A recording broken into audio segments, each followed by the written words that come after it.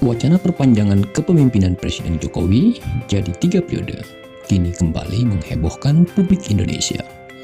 Pemantiknya adalah pernyataan Ketua MPR Bambang Susatyo yang mengeluarkan pernyataan perlunya untuk meninjau kembali kemungkinan pelaksanaan pemilu 2024. Bamsud sendiri memilih memberikan saran untuk dikedepankannya prioritas mengatasi berbagai masalah nasional mulai dari pandemi dan krisis ekonomi. Sehingga sebaiknya pemilu 2024 ditunda. Konsekuensi dari pernyataan tersebut, maka wacana Jokowi 3 periode kembali menjadi perbincangan publik. Jokowi 3 periode didukung oleh 12 tokoh penting, namun sosok yang paling vokal dan pelopor dari wacana Jokowi 3 periode hingga mengundang kehebohan nasional, menarik perhatian banyak pihak, menjadi diskursus para akademisi mulai dari pakar hukum hingga politik, memantik para politisi untuk turut berkomentar.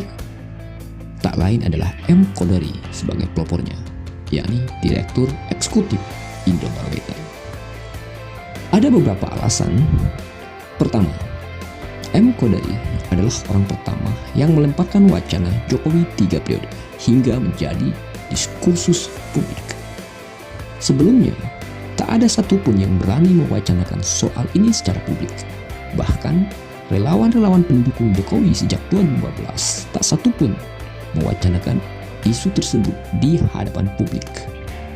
Hal ini bisa dipahami sebab isu ini sangat sensitif, memerlukan pertimbangan-pertimbangan serta dalil atau argumen yang kuat bagi seseorang untuk berani melontarkan gagasan yang untuk sebagian orang terasa mustahil dan sulit.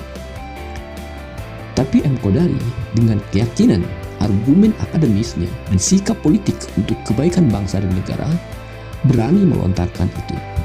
Alhasil, wacana tersebut ditangkap oleh publik, menimbulkan kehebohan nasional, dan mula-mula banyak yang merespon dengan kritik.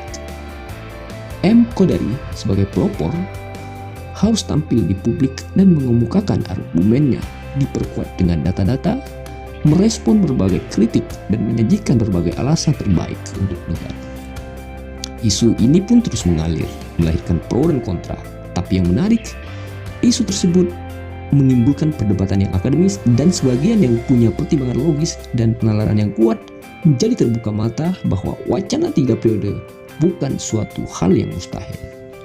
Pada puncaknya, ini pun direspon juga oleh kalangan pejabat di pemerintahan, sehingga satu demi satu banyak tokoh penting yang melirik wacana 3 periode dan membenarkan dalil-dalil yang dikemukakan oleh M. Kodari. Hingga saat ini setidaknya ada 12 orang atau tokoh nasional yang berada di belakang gagasan atau wacana Jokowi 3 periode yang diinisiasi oleh M. Kodari. Kedua, M. Kodari tidak hanya bergerak di wilayah diskusi akademik, tapi ia juga menjaring suara-suara pada masyarakat akar rumput melalui organisasi relawan bernama Jokowi Prabowo atau Jopro 2024 yang saat ini kaki-kaki dari organisasi relawan ini sudah menancap di berbagai daerah di Indonesia, memiliki dukungan yang kuat dari masyarakat akar rumput. Pendekatan dari organisasi relawan Jopro ini juga menarik. Apa yang mereka lakukan adalah dengan cara menjaring masukan, aspirasi dari masyarakat bawah dan melihat seperti apa komentar mereka tentang Presiden Jokowi dan sejauh mana keinginan mereka untuk terus dipimpin olehnya. Jawabannya seperti telah disampaikan oleh M. Kodari di publik. Ternyata masyarakat di akar rumput, masyarakat bawah masih nyaman dipimpin oleh Presiden Jokowi. Slogan kerja dari Presiden Jokowi benar-benar terrealisasikan dan terasakan oleh masyarakat bawah. Singkatnya, apa yang dilakukan oleh M. Kodari dalam mewacanakan Jokowi 3 periode dapat dibilang sebagai strategi yang paling lengkap.